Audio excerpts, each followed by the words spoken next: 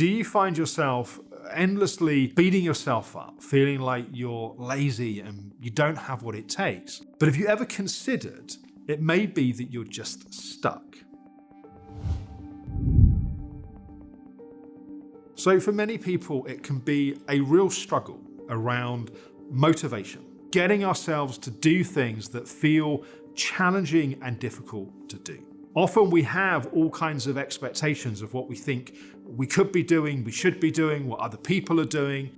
And then when we're not meeting up to those expectations, it often results in a lot of inner judgment.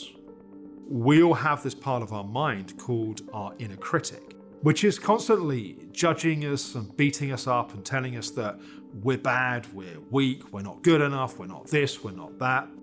And so we can find ourselves in a really unhelpful loop where we struggle to take action and then we attack ourselves and beat ourselves up for not taking action, which makes us feel even less capable to take action. It's almost like the more that we feel like we should be doing something, actually the less able, the less resourceful we feel to be able to do it. So how do we break out of this? One of the things that's really important is to figure out why are we stuck. And I'm going to talk about two kinds of gaps which can be between where we are and where we need to be. The first is a knowledge gap. We're stuck because we actually don't know what the thing is that we need to do.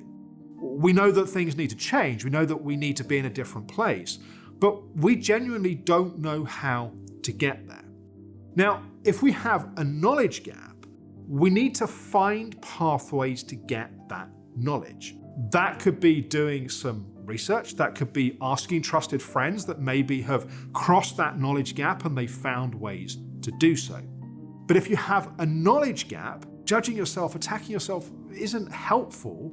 You need to find the information that's going to give you the signpost, going to give you the clarity to help you move forwards.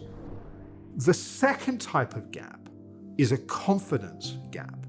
We have the knowledge, we have the information, we know what we need to do, but we don't feel we have the confidence to actually do it. Now, this is particularly where the inner critic leaves us feeling less and less capable of doing the thing that we need to do.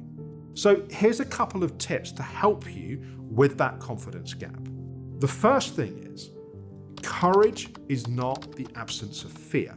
It's the ability to take the steps to do the things that we're afraid of doing despite feeling afraid. Put another way, you don't need to wait for that confidence gap to disappear. It disappears when you take those steps. The second thing is, often we feel really overwhelmed because the step feels massive. And getting from where we are to where we want to be seems so hard that we don't start. So I have a question for you. How do you eat an elephant? Now, I'm not suggesting you're going to eat an elephant. But the answer is you eat an elephant one piece at a time. We break down that thing that's overwhelming into manageable chunks. A little bit like one doesn't sit down to write a book. One sits down to start planning part of a book. Or one sits down to write part of a chapter of a book.